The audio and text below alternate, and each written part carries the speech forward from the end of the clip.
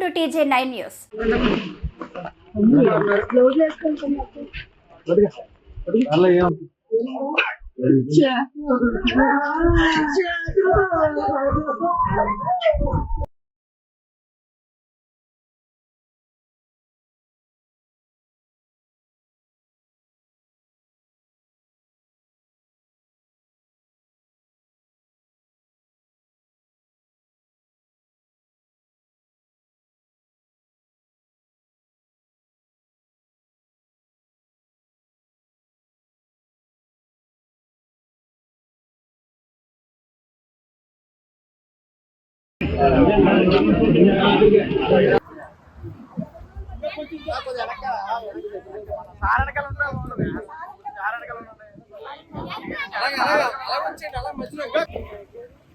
అదే మా మైక్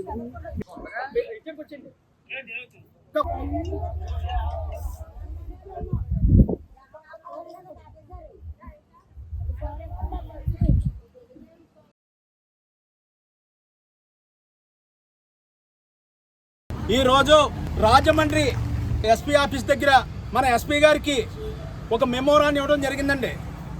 ఎందుకంటే 3 టౌన్ పోలీస్ స్టేషన్ లిమిట్లో ఉన్న కోరి ఏరియాలో ఉన్న కొండ్రు లోవరాజు అనే వ్యక్తి తనకి అక్రమ సంబంధంతో ఒక ఆవిడతో ఒక 6 నెలలు జీవనం సాగించాడు. ఇతనికి గత నెల నుంచి ఒక 6 నెలల నుంచి నెలకు 30 నుంచి 40 వేల రూపాయలు అతని సంపాదనతో రాజేశ్వరి అనే ఒక ఆవిడ అతన్ని 6 నెలలు ఉంచుకుని తర్వాత వాళ్ళకిద్దరికి మనస్పర్ధలు రావడంతో మొన్న వినాయక చవితి రోజున బయటకు పొమ్మని గొడవ పడ్డారని వాళ్ళ తల్లి వాళ్ళ తమ్ముడు మొత్తం అందరూ చెప్తాం జరిగింది. ఇది కాకుండా జరిగిన విషయం ఏంటంటే అక్కడ ఉరేసేసుకున్నాడు. ఏమంటే కొండ్రు లోవరాజు అనే వ్యక్తి ఉరేసేసుకున్నాడని వాళ్ళు చెప్పడం జరిగింది. కొండ్రు లోవరాజు నిజంగా ఉరేసేసుకుంటే 6 అడుగులు ఏమంటే 6 అడుగుల ఎత్తులో నుండి కొండ్రు లోవరాజు ఉరేసేసుకుంటే ఏ విధంగా ఉంటుంది? అందుకని ఏంటంటే కొండ్రు లోవరాజు అనే వ్యక్తి ఆయన ఉరేసేసుకుని 6 అడుగుల ఎత్తులో ఉరేసేసుకోవడం కుదరదు. అంటే ఆ 11 గంటల కేకేసి ఆ 11 గంటలకే నైటు ఆవిడ కొంతమంది వ్యక్తులతో అతను చంపేసి ఉంటారని కుటుంబ సభ్యులు ఇవాళ మన రాజమండ్రి ఎస్పీ గారికి ఒక మెమోరాన్ని ఇచ్చి అక్కడ జరిగిన అన్యాయం గురించి మన అడిషనల్ ఎస్పీ గారికి విన్నవించడం జరిగింది రాజు గారికి. అయితే మేము ఒకటే చెప్తున్నాం, మేము అడిగేది మీడియా ద్వారాగా 6 అడుగులు ఎత్తున్న మనిషి ఉరి ఏ విధంగా వేసుకుంటాడు? అది ఖచ్చితంగా 11 గంటలు సరిపోయి ఉండాలి. ఒకవేళ ఉరి వేసుకుంటే నాలుగు బయటకు వచ్చేస్తుంది, కళ్ళు బయటకు వచ్చేస్తాయి, ఏమంటే ముఖం నల్లబడిపోతుంది. ఈ ఏం పడకుండా ఉన్నాయంటే ఖచ్చితంగా ఇందులో మాత్రం అక్కడ అది ఏమి జరగలేదు, అది చంపేసే ఉరేశారని వీళ్ళ తల్లిదండ్రులు వీళ్ళ ఆ గ్రామంలో చెప్పడంతో ఇవాళ ఎస్పీ గారు స్పందించి డిఎస్పీ గారికి అది ఇన్వెస్టిగేషన్ ఆఫీసర్గా డిఎస్పీ గారిని పురమాయించారు. మేము ఒకటే చెప్తున్నాం, ఎస్పీ గారికి ఏం చెప్పామంటే, అయ్యా ఎస్పీ గారు మీరు ఆవిడ రాజేశ్వరి ఫోను ఆ వినాయక చవితి రోజు నుంచి ఈ రోజు వరకు ఎవరెవరితో మాట్లాడింది, ఏమేం చేసింది, అది పూర్తిగా విచారణ జరిపించండి అని ఈరోజు ఎస్పీ గారు చెప్పడం జరిగింది.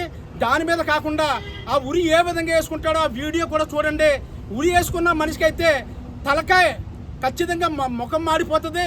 ముఖం మాడిపోవడమే కాకుండా నాలుగు బయటకు వచ్చేస్తుంది, కనుగుడ్లు బయటికి ఉబ్బిపోయి ఉంటాయి.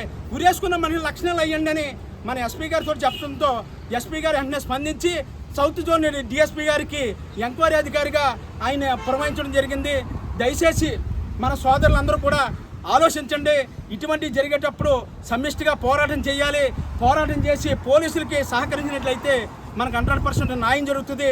ఆవిడ ఖచ్చితంగా చంపేసి ఉంటే మాత్రం ఆవిడ ఫోన్లో మాట్లాడుతుంది కదా.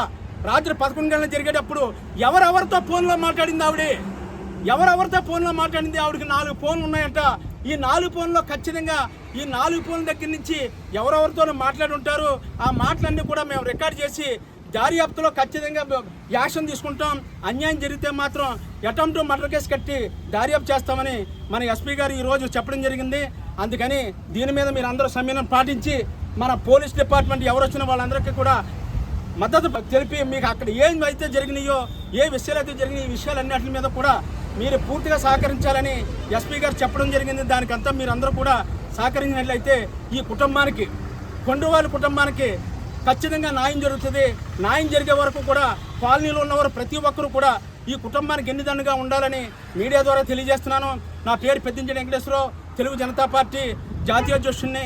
ఈరోజు ఇది పోరాటానికి వీళ్ళకి మద్దతు తెలపడానికి, వీళ్ళకి జరిగిన అన్యాయాన్ని సోషల్ మీడియాలో వీడియో చూసి ఈరోజు ఇక్కడ రావడం జరిగింది. దయచేసి మీరు అందరూ ఒక యూనిట్గా ఉంటే జరిగిన అన్యాయం ఖచ్చితంగా బయటకు వస్తుందని, ఎవరెవరైతే ఇందులో ఇన్వాల్వ్ అయ్యారో, ఎవరెవరైతే చేశారో, ఒక ఆడ మనిషి అయితే చేసే పని ఏం కాదు ఇది. అందులో 2-3 ఖచ్చితంగా ఇందులో ఇన్వాల్వ్ అయి ఉంటారు. ఆ ఇన్వాల్వ్ అయిన వాళ్ళందరూ కూడా ఫోన్ ట్రాపింగ్ ఏమంటే ఇవాళ సెల్ ఫోన్ ట్రాపింగ్ ద్వారా ఖచ్చితంగా బయటకు వస్తుందని ఈరోజు మీడియా ద్వారా తెలియజేస్తున్నామండి.